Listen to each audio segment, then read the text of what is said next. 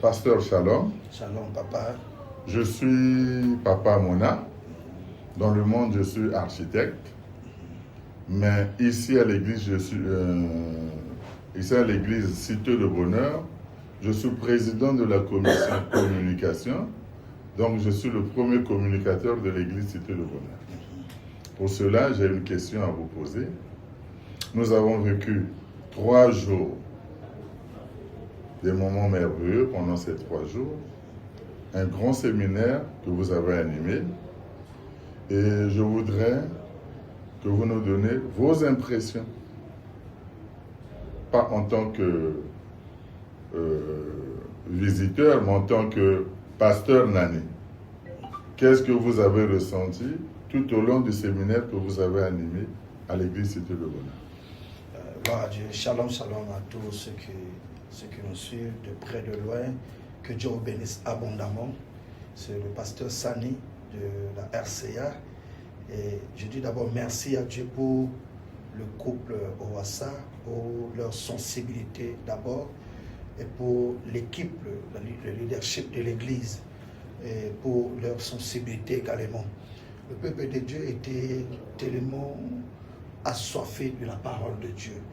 Parce que nous sommes dans un temps où il faut que la parole de Dieu soit prêchée avec toute sa pureté.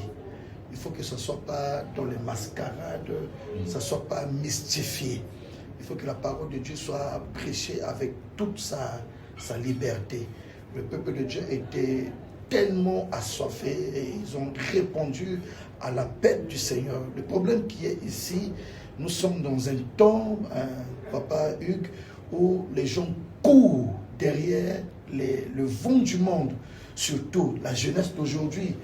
Il y a TikTok, il y a Internet, il y a WhatsApp, il y a Facebook, il y a des choses qui nous font qu'aujourd'hui nos jeunesses soient derrière le monde. Au fond, la chose qui est le soubassement de toute chose, c'est la parole de Dieu.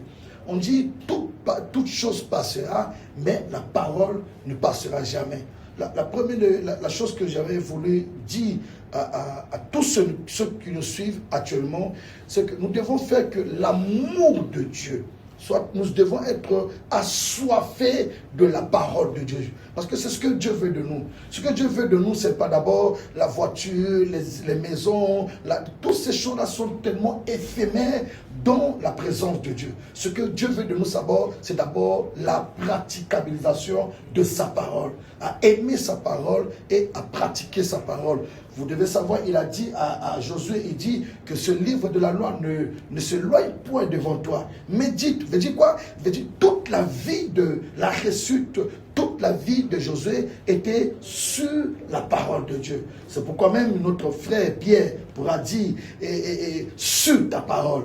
Vous voyez, il n'a pas dit sur mes expériences parce qu'il était expert. Cette matière, c'est pour Pierre.